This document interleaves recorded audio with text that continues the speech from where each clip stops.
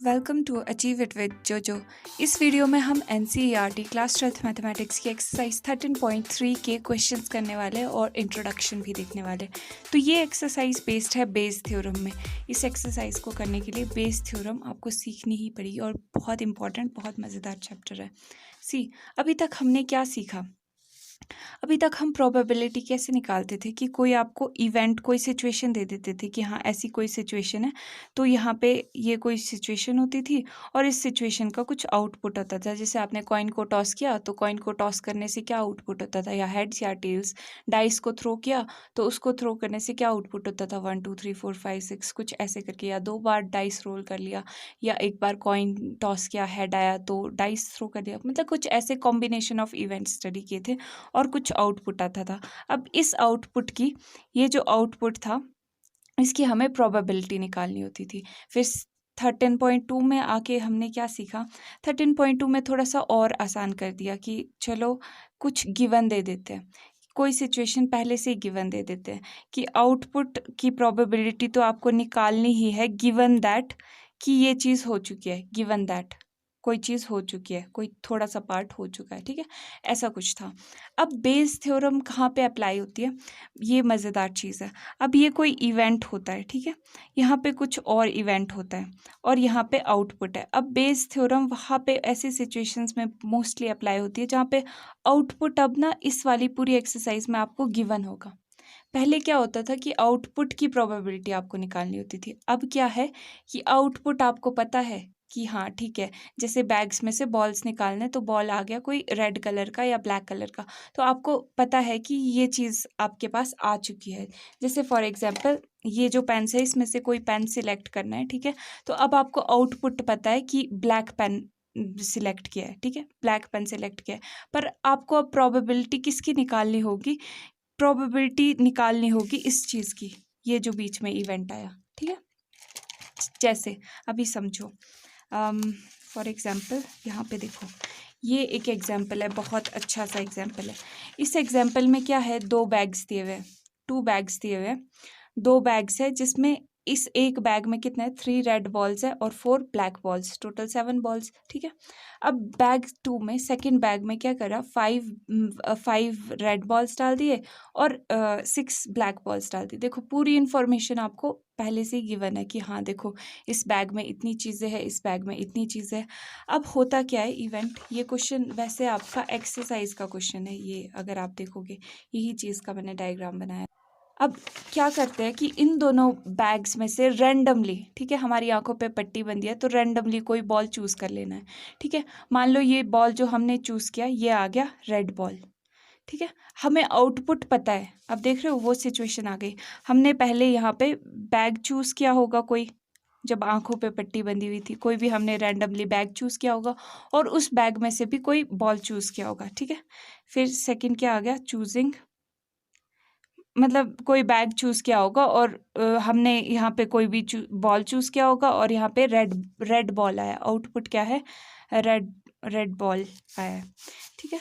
अब क्वेश्चन के अकॉर्डिंगली अगर मैं आपसे क्वेश्चन पूछना चाहूँ कि find the probability that it was drawn from bag 2, अब मैं पूछती हूँ आपसे कि क्या प्रोबेबिलिटी है कि ये जो मैंने बॉल निकाला, जो कि रेड आया, इसकी कितनी प्रोबेबिलिटी है कि भाई ये बैग 2 से आया होगा, ठीक है। तो अब हमें इस चीज़ की प्रोबेबिलिटी निकालनी होती है।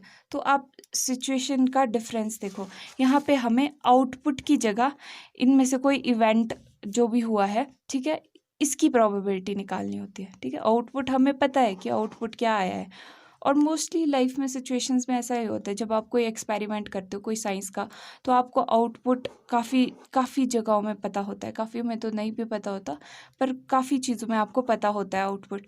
तो आपने प्रोबेबिलिटी निकालनी होती है कि ये प्रोसेस 1 में से आया है ये आउटपुट, या प्रोसेस 2 करके आया है, या कोई और भी थर्ड प्रोसेस भी हो सकती है, इस तरह से। तो अब ये चीज़ बताते हैं हम बेस थ्योरम से। अब ये बेस थ्योरम को है क्या और कैसे याद करते हैं, ये देखो ये है बेस थ्योरम, ये दिस वन। लेकिन ये आपको ऐसे लर्न कैसे करना है, ये समझनी कैसे, ये मैं आपको बताती हूँ।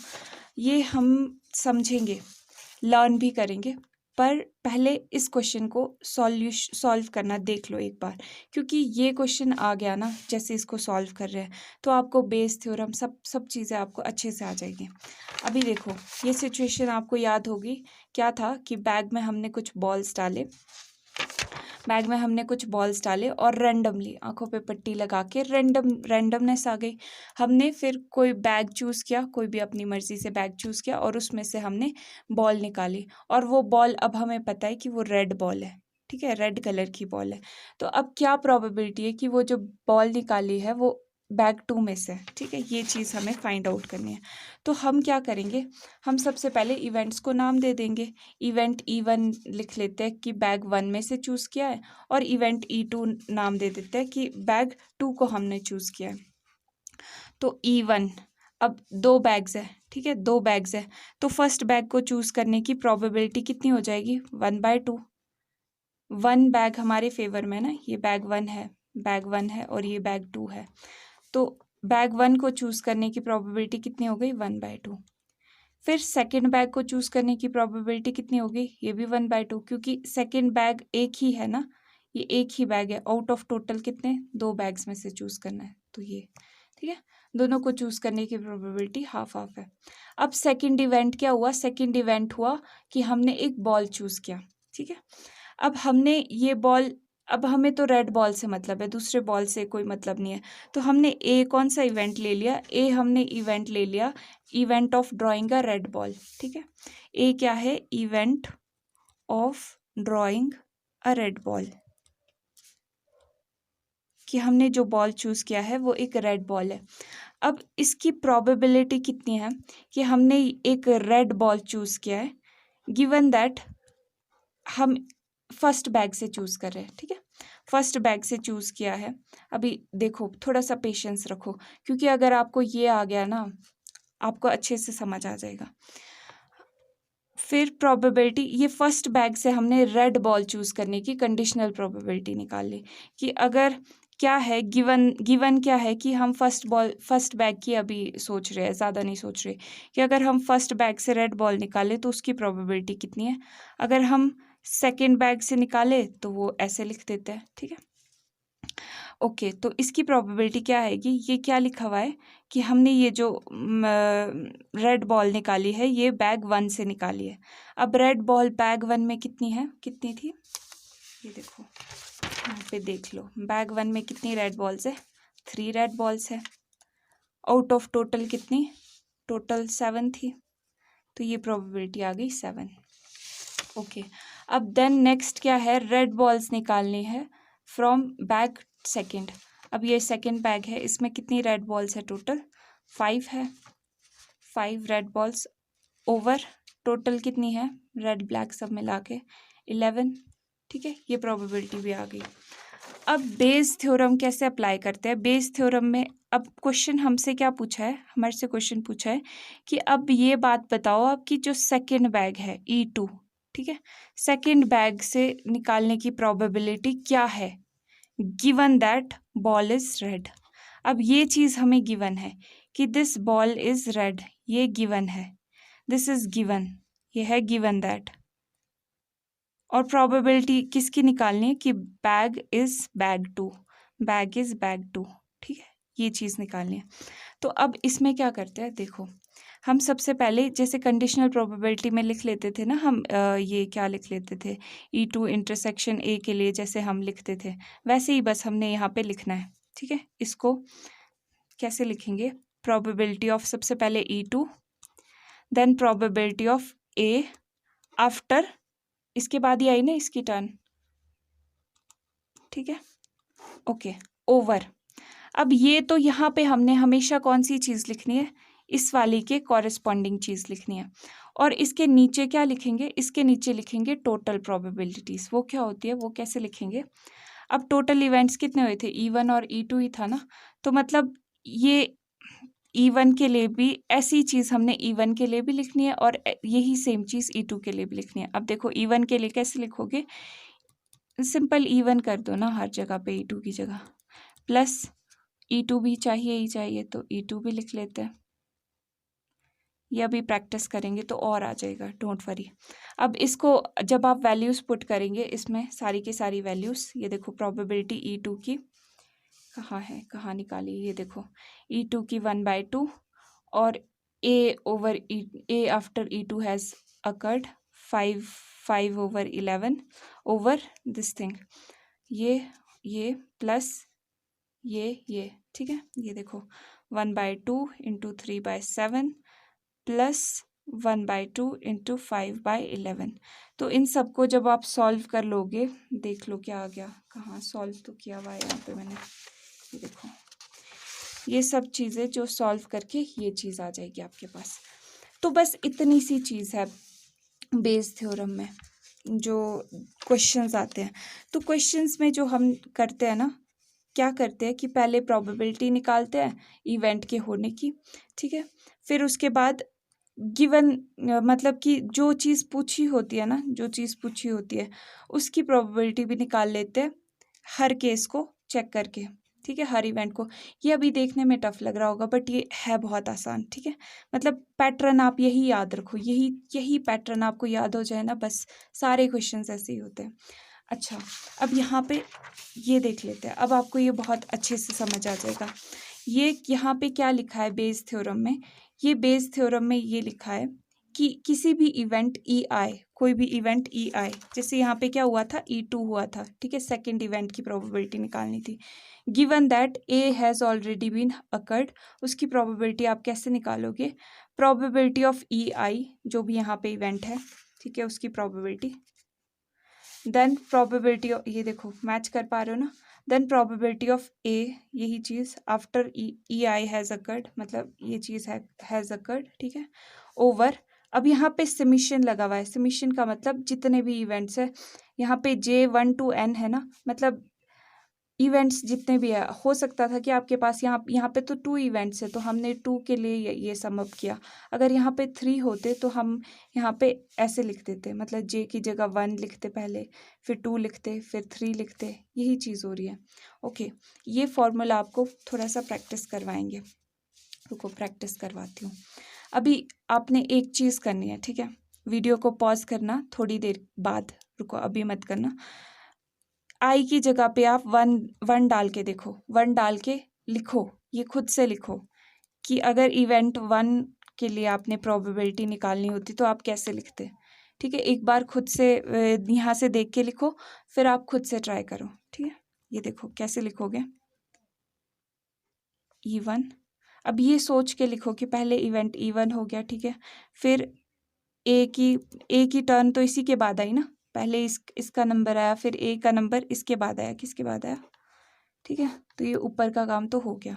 अब मान लो 2 इवेंट्स टोटल थे, ठीक है, तो अब यहाँ पे एक फर्स्ट का भी आएगा, ये आएगा, यही चीज़ रिपीट करनी है पर प्लस करके, सारी की सारी इवेंट्स करके, प्लस 2 इवेंट्स थे तो दूसरे का भी आएगा, ठीक है, हो गया।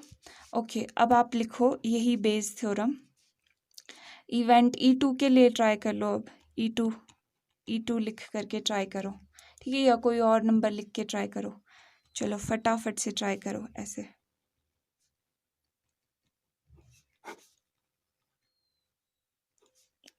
इसमें मान लो आप 3 इवेंट्स है, ठीक है, इसमें थोड़ी सी चेंजिंग कर देते हैं, इसमें मान लो 3 इवेंट्स है। E1 के लिए लिख दिया, ओके, फिर E2 के लिए भी लिख दो,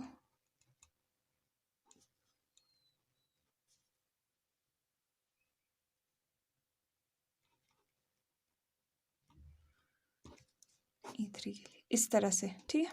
अगर 4 होते तो आप यहाँ पे नीचे 4 लिख देते। ओके, तो अब ये जो चीज़ है ये है बेस थ्योरम, और ये जो चीज़ है ये है थ्योरम ऑफ टोटल प्रोबेबिलिटी, ये टोटल प्रोबेबिलिटी की थ्योरम है। ये जब आप इस चीज़ का बेस थ्योरम का अगर आप क्या कहते हैं प्रूफ देखो तो आपको दिख जाएगा कि ये आप यहाँ पे कैसे प्रूफ में क्या चीज़ हो रही है। प्रूफ में आप कंडीशनल प्रोबेबिलिटी निकाल रहे हो ई आई इवेंट की after event A has occurred, ठीक है। तो प्रोबेबिलिटी जब आप निकाल रहे हो तो ये क्या होती है, कुछ इस तरह से होता है, ठीक है, ओवर प्रोबेबिलिटी ऑफ ए। अब ये जो प्रोबेबिलिटी ऑफ ए है, अब ए ये कैसा इवेंट है, ये ए ऐसा इवेंट है जो हर इवेंट्स को कवर कर रहा है। ये जैसे मान लो ये इवेंट E1 है, ये E2 है, ये E3 है, ये E4 है, बहुत सारे इवेंट्स हो रहे हैं। और ए एक ऐसा है इवेंट है, या एक ऐसा इवेंट है जो हर चीज़ को कवर कर रहा है। तो इसलिए हम यहाँ पे टोटल लिखते हैं, समझ रहे हो, टोटल। तो ये चीज़ है, थोड़ा सा रिवर्स तरीके से समझाया है, बट होपफुली आपको आया हो समझ। ओके, अब ये थ्योरम ऑफ टोटल प्रोबेबिलिटी पता चल गया कि ये सब कुछ सारे इवेंट्स का टोटल करके आपको इस की प्रोबेबिलिटी मिल जाएगी, इस इवेंट की, ठीक है, इस इवेंट की प्रोबेबिलिटी। ये देखो इस तरीके से सम अप करके। ओके, देन ये पार्टीशन ऑफ सैम्पल स्पेस। अब इन सब डेफिनेशंस में ना एक चीज़ आती है, पार्टीशन ऑफ सैम्पल स्पेस। तो किसको आप बोलेंगे कि ये पार्टीशन ऑफ सैम्पल स्पेस है, किस चीज़ को बोलेंगे? कुछ कंडीशंस है जो फुलफिल होनी चाहिए। जैसे ये आप बोल सकते हो कि ये पार्टीशन ऑफ सैम्पल स्पेस है, सैम्पल स्पेस का पार्टीशन, ठीक है। कैसे बोल सकते हो? ये एक सबसे पहले सेट है बहुत सारे इवेंट्स का, जैसे ये सेट है ना E1 E2 E3 E4, ये 4 इवेंट्स का सेट है। इस तरह से बहुत सारे इवेंट्स हो सकते हैं, ठीक है। ये कैसे भी हो सकते हैं, ऐसे भी हो सकते हैं, ऐसे भी दिख सकते हैं कि ये इतने इतने से पार्ट में जो पूरा पूरा सैम्पल स्पेस है ना, पूरा पॉसिबल नंबर ऑफ आउटकम्स है, ठीक है। तो E1 ऐसे भी दिख सकते हैं, E2 E3, ज़रूरी नहीं ऐसे ही दिखे, ठीक है। तो इन इवेंट्स को आप कब कहते हो कि ये partition of sample space represent कर रहा है? जब नंबर 1 चीज़, ये देखो, पेयर वाइज डिसजॉइंट हो। पेयर वाइज डिसजॉइंट मतलब एक दूसरे से कोई ज़्यादा इसके एक दूसरे से एलिमेंट्स इसके मैच ना करे, ठीक है। इस इवेंट के और इस इवेंट्स के एलिमेंट्स बिल्कुल अलग अलग है ना, क्योंकि ये इसके एलिमेंट्स है, ये इसके एलिमेंट्स है। तो इन दोनों इवेंट्स के, जब तक ये ए नहीं था तब तक ये कैसे थे, ऐसे थे ना, E1 E2 E3 E4। तो इन दोनों के या फिर इन दोनों के या फिर इन दोनों के या फिर इन दोनों के किसी के भी सेम नहीं है एलिमेंट्स जो भी हैं। फिर नेक्स्ट चीज़ क्या है कि इन सब इवेंट्स को मिलाकर पूरा सैम्पल स्पेस बनना चाहिए। इसका मतलब क्या है कि एग्जॉस्टिव, एग्जॉस्टिव का मतलब यही होता है, मतलब कि अगर आप एक वेन डायग्राम बनाओगे, वेन डायग्राम में ये पूरा स्पेस होता है ना, ये पूरा स्पेस होता है और बीच में आप ऐसे जैसे बनाते हो, तो जब आप वेन डायग्राम बनाओगे तो ये पूरा भरना चाहिए, ठीक है, इवेंट से ही भर जाना चाहिए, ऐसे ये खाली जगह बिल्कुल नहीं छूटनी चाहिए। ये है मतलब कि सारे के सारे पॉसिबल आउटकम्स आप कवर कर लो, ठीक है, कोई भी छूटना नहीं चाहिए। और फिर प्रोबेबिलिटी होनी चाहिए, ठीक है, नॉन ज़ीरो प्रोबेबिलिटी होनी चाहिए, बस ये है, ये मेन चीज़ है। तो ओके, तो ये है टोटल प्रोबेबिलिटी थ्योरम। अगर कभी आपको 1 मार्क्स में आ जाए तो MCQ वगैरह या कैसे भी आ सकती है। ये बेस थ्योरम है जो कि हर जगह पे यूज़ होने वाली है, ठीक है। तो अब ये जो क्वेश्चन था ये एग्जाम्पल से आपका क्वेश्चन लिया हुआ था, इसी तरह के सारे क्वेश्चंस हैं। एक बार मैं फिर से इस क्वेश्चन को रिपीट करती हूँ कि क्या क्वेश्चन पूछा था, क्योंकि ये क्वेश्चन समझ आ गया ना तो आगे के एक्सरसाइज के बहुत आराम से आ जाएंगे आपको। और पैटर्न वो भी देखना कि कैसे किस तरीके से पैटर्न चल रहा है क्वेश्चन का, कि कैसे कैसे चलता है, अप्रोच क्या है क्वेश्चन की, ठीक है। तो bag 1 contains 3 red and 4 black balls. Bag 1 में 3 रेड है और 4 ब्लैक बॉल्स है, जो कि मैंने यहाँ पे पिक्चर से डिपिक्ट भी कर दिया था ताकि आपको आसानी रहे समझने में। फिर another bag, bag 2 contains 5 red and 6 black balls, ठीक है। अब दूसरा बैग था ये जिसमें 5 रेड थे और 6 ब्लैक बॉल्स थे।